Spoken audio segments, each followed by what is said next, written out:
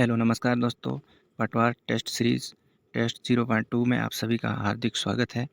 आज हम पटवार टेस्ट सीरीज़ 2 का सॉल्यूशन करेंगे जो बूस्टर एकेडमी द्वारा आयोजित करवाए गए थे। बहुत ही शानदार टेस्ट है और हर टॉपिक वाइज जितने भी इंपॉर्टेंट क्वेश्चन बनते हैं सारे क्वेश्चन और उनकी व्याख्या सहित हल दिया गया है इसके अंदर। तो टेस्ट नंबर 2 आज सॉल्यूशन करेंगे। इसी तरह 12 से 13 टेस्ट है, सबका सॉल्यूशन इस यूट्यूब चैनल पर मैं आप सभी को करवाऊँगा और इसकी PDF भी आपको मिल जाएगी। तो आज टेस्ट नंबर 1, 2 और 3 का सॉल्यूशन कल शाम तक आपको उस टेलीग्राम चैनल पर मिल जाएगा। तो आज हम शुरू करते हैं। आप अपनी तैयारी जांच लो, देखते हैं कितने क्वेश्चन सही होते हैं। बहुत अच्छे शानदार टेस्ट कराए गए हैं। अपने आज का टॉपिक है भारत की भौगोलिक विशेषताएं, पर्यावरण एवं पारिस्थितिकी परिवर्तन। पटवार के अंदर भारत का सिर्फ इतना ही टॉपिक दिया गया है, भारत की भौगोलिक विशेषताएं, पर्यावरण और पारिस्थितिकी परिवर्तन। इसके अंदर आपको बहुत सारे टॉपिक पढ़ने पड़ेंगे, जैसे भौतिक विभाजन है, नदियाँ हैं, अपातंत्र है, जलवायु है, खनिज है, क्योंकि पिछली बार इसी प्रकार टॉपिक वाइज क्वेश्चन आए हुए थे। तो अपन क्वेश्चन नंबर 1 से शुरू करते हैं। पहला क्वेश्चन है ज्योग्राफी का। विश्व पर्यावरण दिवस 2024 की थीम है प्लास्टिक प्रदूषण को हटाएं, भूमि पुनर्स्थापन, मरुस्थलीकरण और सूखा, लचीलापन, जलवायु कार्रवाई को आगे बढ़ाना, पर्यावरण को स्वच्छ बनाना। तो इसमें आपको उत्तर दिख ही रहा है, विश्व पर्यावरण दिवस 2024 की थीम है ये, भूमि पुनर्स्थापन, मरुस्थलीकरण और सूखा, लचीलापन। अब आपको ये याद रखना है कि ये 2024 की थीम है, जबकि 2025 का 5 जून को विश्व पर्यावरण दिवस आयोजित हो चुका है, जबकि उसकी थीम थी एंडिंग द प्लास्टिक पॉल्यूशन, यानी कि प्लास्टिक प्रदूषण का अंत या प्लास्टिक प्रदूषण की समाप्ति। वो 2025 की थीम थी, जबकि ये 2024 की थीम है, भूमि पुनर्स्थापन, मरुस्थलीकरण, सूखा और लचीलापन। तो वो आपको 2024 और 2025 दोनों की याद रखनी है, क्योंकि 2025 लेटेस्ट 5 जून को आयोजित हो चुका है। क्वेश्चन नंबर 2 है आपका, निम्नलिखित में से किन राज्यों से होकर कर्क रेखा गुजरती है। तो कर्क रेखा आपको पता है भारत के 8 राज्यों से होकर गुजरती है। कोई ट्रिक से भी याद करता है, गुरुम सजा पवित्रम से। गुरु जो सजा देते हैं वो पवित्र ही होती है, ऐसे भी आप याद रख सकते हो, गुरुम सजा पवित्रम से।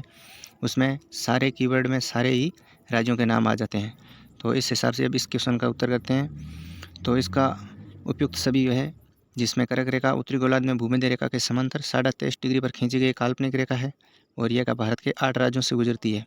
ये आपको याद रखना है, कर्क रेखा 8 राज्यों से गुजरती है, जबकि 82.5 डिग्री पूर्वी देशांतर रेखा है, वो भारत के 5 राज्यों से होकर गुजरती है।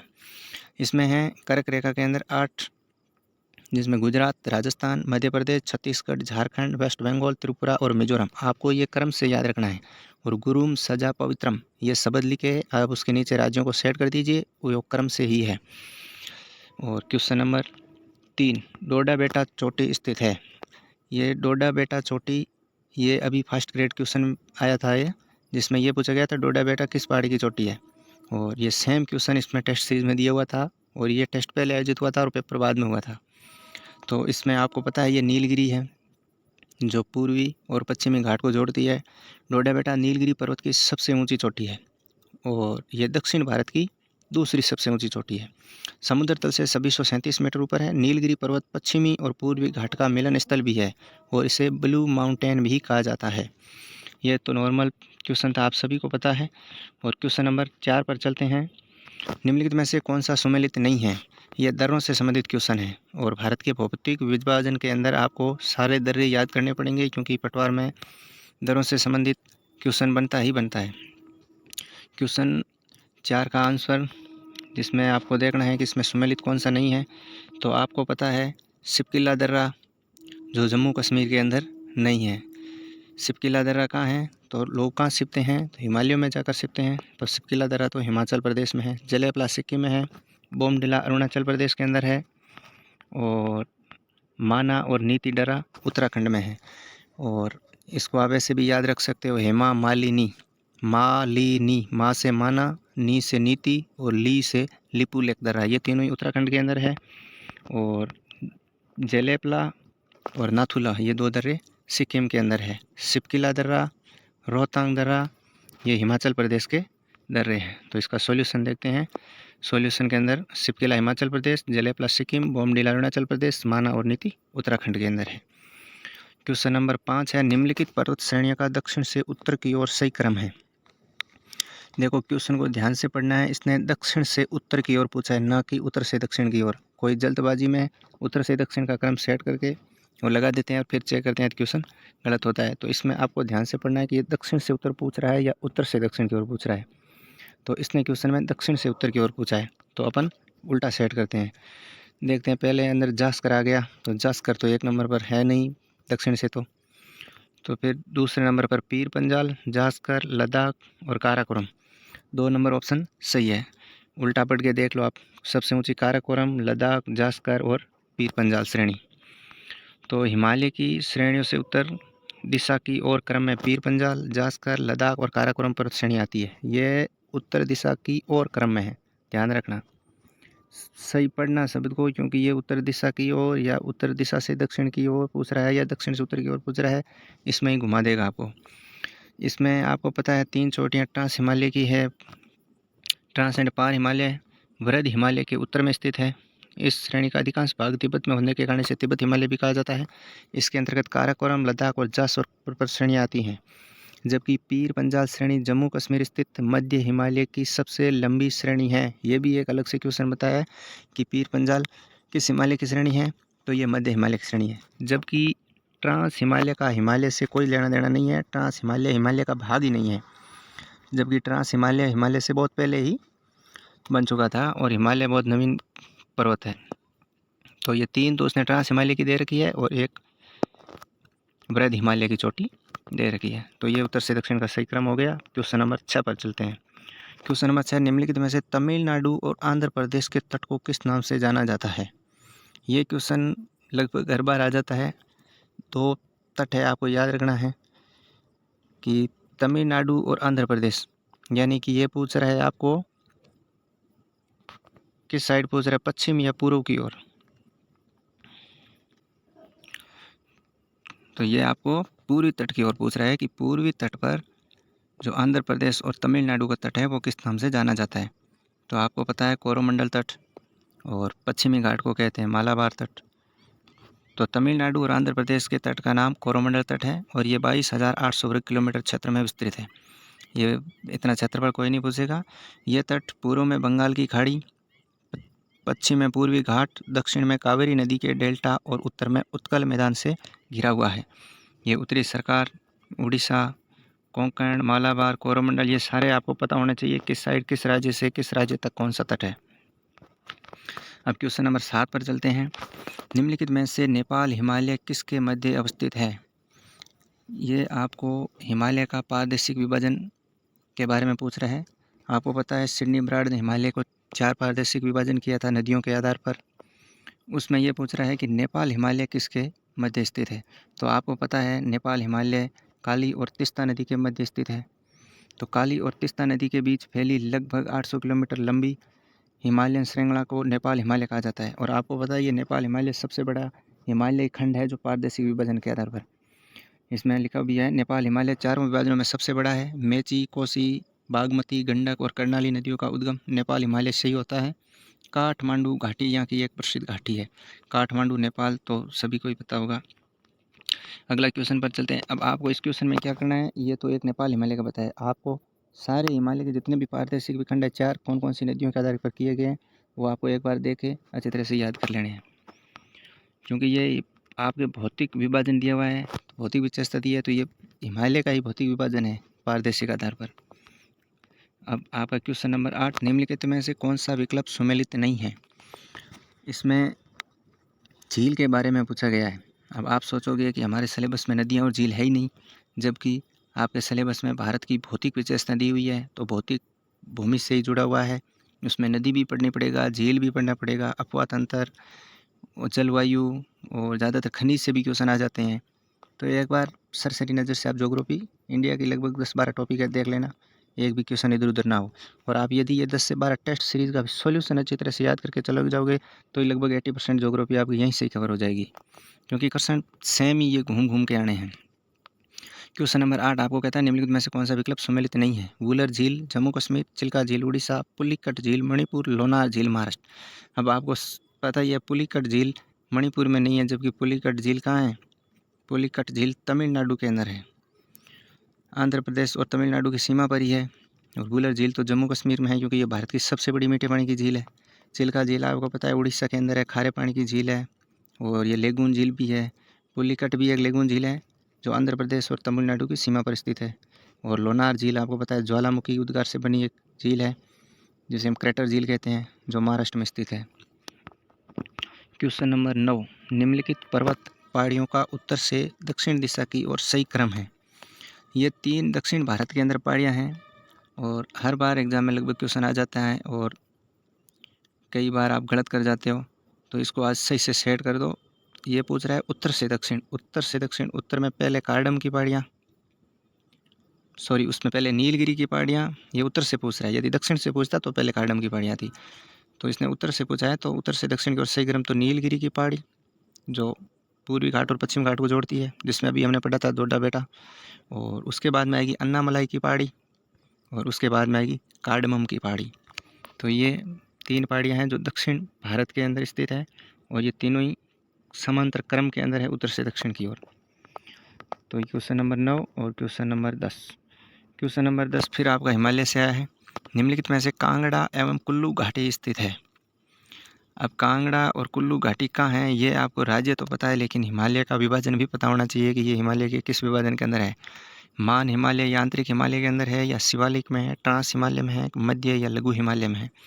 तो आपको पता है कि मान हिमालय के अंदर तो नहीं है, शिवालिक तो बहुत नीचे आ गया, ट्रांस हिमालय तो बहुत ऊपर रह गया। तो ये मध्य और लघु हिमालय में जितने भी लगभग आपके भ्रमण के प्राकृतिक भ्रमण जैसे पर्यटन स्थल है ना, वो लगभग सारे मध्य या लघु हिमालय के अंदर ही है। आप ऐसे भी याद रख सकते हो।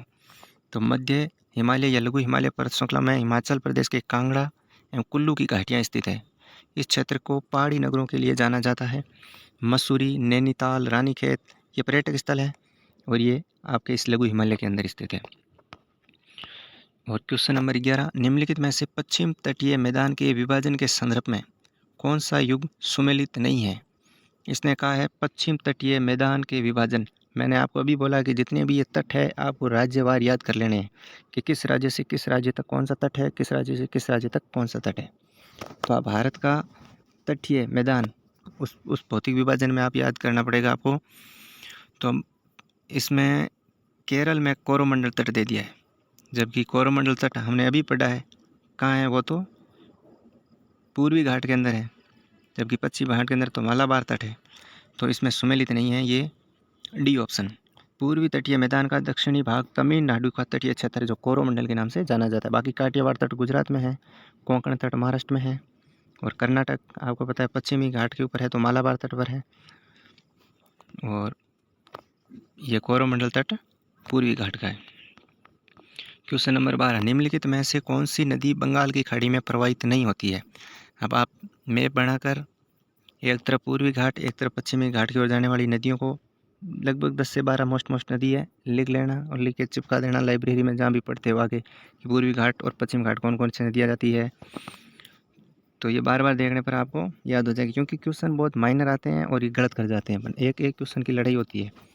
तो इसके अंदर आपको पता है कि कृष्णा, गोदावरी और महानदी उसी, इसमें गोदावरी प्रायद्वीपीय भारत की सबसे बड़ी नदी है। एक क्वेश्चन आज से सेट हो जाता है कि प्रायद्वीपीय भारत की सबसे बड़ी नदी कौन सी है, तो गोदावरी है। इसे दक्षिण भारत की गंगा के नाम से जाना जाता है।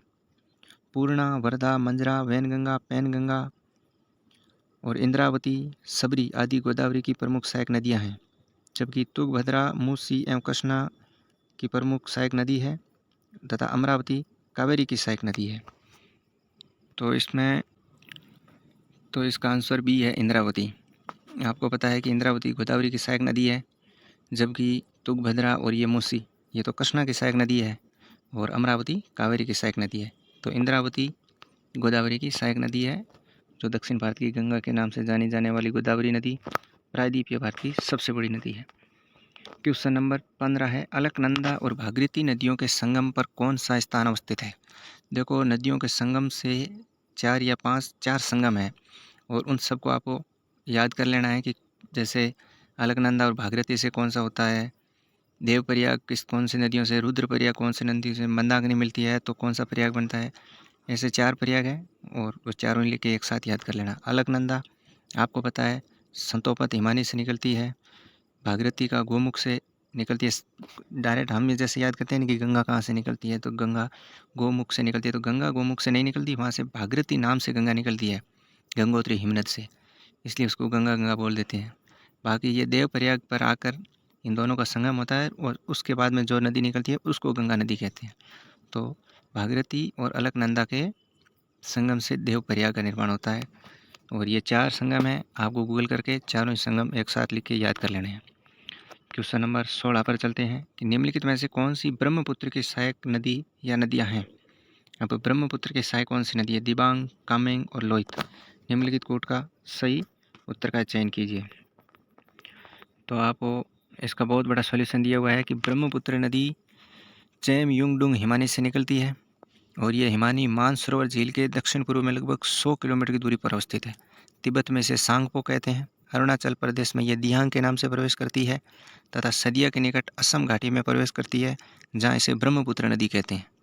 यह एक पूर्ववर्ती नदी है और इसकी कुल लंबाई 2900 किलोमीटर है। विश्व का सबसे बड़ा ज्ञात नदी द्वीप माजुली असम में स्थित है, जो ब्रह्मपुत्र नदी पर है।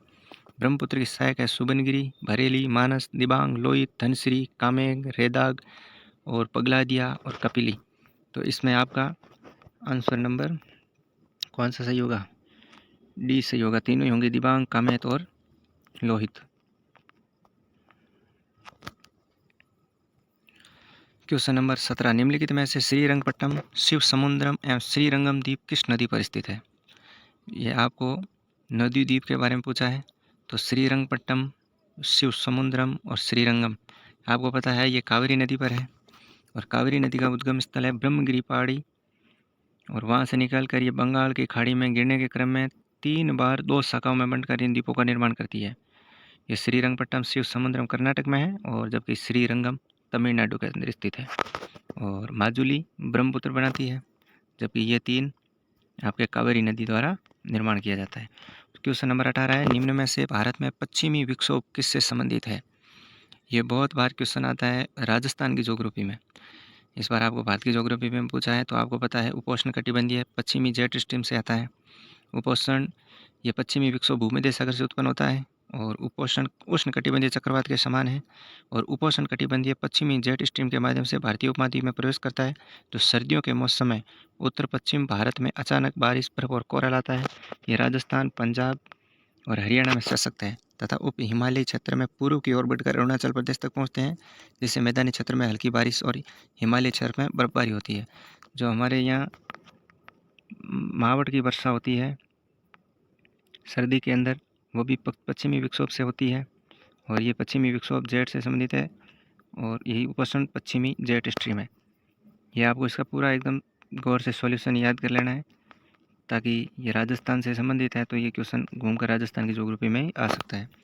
अब क्वेश्चन नंबर 19 है निम्नलिखित में से कौन से जैव विविधता क्षति के प्रभाव है? अब जैव विविधता क्षति का प्रभाव कौन कौन से है? ये तो आप कॉमन सेंस से कर लग जाओगे। पादप उत्पादकता में कमी, पर्यावरणीय समस्या के प्रति प्रतिरोध में कमी, कुछ पारितंत्र प्रक्रियाओं जैसे पादप उत्पादकता की परिवर्तनशीलता में वृद्धि। तो इसमें तो सारे ही लग रहे हैं, तीनों ही। पादप उत्पादकता में कमी होगी तो भी जैव विविधता पर क्षति पहुंचेगी। पर्यावरणीय समस्या के प्रति प्रतिरोध में कमी होगी, आप पर्यावरणीय समस्या के प्रति कुछ सीरियस ही नहीं लोगे। कुछ पारितंत्र प्रक्रिया जैसे पादप उत्पादकता की परिवर्तनशीलता में वृद्धि। अब परिवर्तनशीलता कैसी भी हो सकती है, उसमें बढ़ भी सकते हैं, कम भी हो सकते हैं। तो ये परिवर्तनशीलता में वृद्धि का है तो अपन को दोनों साइड सोचना है। तो इस हिसाब से डी उत्तर होगा, 1, 2, 3 तीनों ही। इसका सॉल्यूशन तो ये आप देख लेना पीडीएफ से। अब क्वेश्चन नंबर 20 पर चलते हैं। निम्नलिखित में से भारत में सबसे अधिक विस्तृत क्षेत्र कौन से वनों का है? तो भारत में सबसे अधिक विस्तृत क्षेत्र उष्णकटिबंधीय शुष्क पर्णपाती वन है।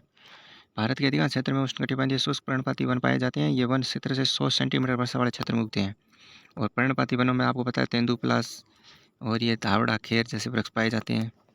तो भारत में सबसे अधिक विस्तृत भूमि पर कौन सा वन है? तो उष्णकटिबंधीय शुष्क पर्णपाती वन है। अब ये 20 क्वेश्चन तक मैंने आपको करवा दिए हैं। बाकी आगे के क्वेश्चन नेक्स्ट वीडियो में, क्योंकि वीडियो बहुत लंबा हो चुका है। और ये पीडीएफ मैं आपको टेलीग्राम पर डाल दूँगा, वहाँ से आप इसको डाउनलोड कर लेना। बाकी आगे वाले 12-13 टेस्ट हैं, वो सारे टेस्ट मैं करवाऊँगा इस यूट्यूब पर। उसके बाद में क्वालिटी एजुकेशन के भी टेस्ट हैं, बहुत अच्छे आए हुए हैं, वो भी करवाऊँगा। और कुछ टेलीग्राम के अंदर इशू था, वो टेलीग्राम अकाउंट ब्लॉक हो चुका है, क्योंकि बहुत सारे अंदर वीडियो और ये पीडीएफ डाली थी कॉपीराइट की वजह से। अब दूसरा टेलीग्राम बनाया, फिर भी उस पर इशू आता है कि उस पर लिंक से आप सीधे वहाँ जा नहीं सकते। तो आप ऐसे करना,